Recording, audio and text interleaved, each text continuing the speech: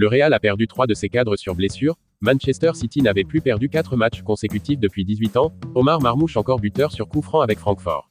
Bienvenue dans ce nouveau numéro de la boîte aux lettres. Abonne-toi, ça commence maintenant.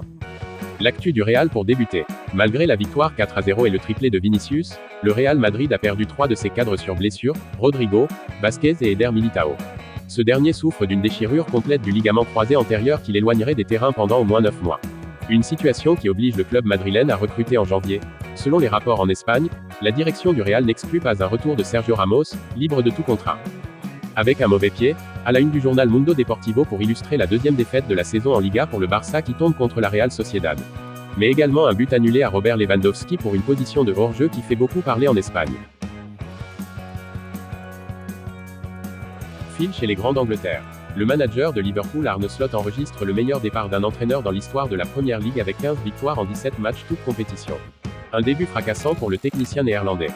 Manchester City enfonce dans la crise, le club n'avait plus perdu 4 matchs consécutifs depuis 2006 soit 18 ans. C'était lors de la saison 2006 à 2007 où les Citizens avaient perdu leur premier match de la saison à Chelsea après avoir clôturé son exercice 2005 à 2006 par 3 défaites. Vous pensez que c'est la fin du cycle de Pep Guardiola sur le banc de City?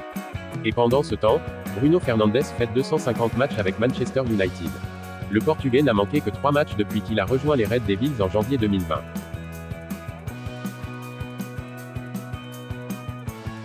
En Allemagne, Omar Marmouche inscrit un 3e coup franc lors de 3 matchs consécutifs pour l'Eintracht Francfort. Avec 14 buts et 10 passes décisives cette saison, l'attaquant égyptien réalise un début de saison très prometteur. Général de Gaulle titre le journal L'Équipe après la victoire de Lyon dans le derby face à Saint-Étienne. Alexandre Lacazette a inscrit l'unique but de la partie. Les joueurs de Pierre Sage remontent à la 5e place. On termine notre tour d'horizon avec cette belle image. Après son but face à Samsunspor, Victor Osimhen a rendu hommage à son coéquipier argentin Mauro Icardi suite à sa déchirure du ligament croisé antérieur du genou droit. Match finalement remporté par Galatasaray sur le score de 3-2 avec un doublé de l'attaquant nigérian. Merci à tous d'être restés jusqu'à la fin. Partagez vos moments préférés dans les commentaires, et pensez à liker cette vidéo et à vous abonner pour ne rien rater de ce qui arrive. À bientôt.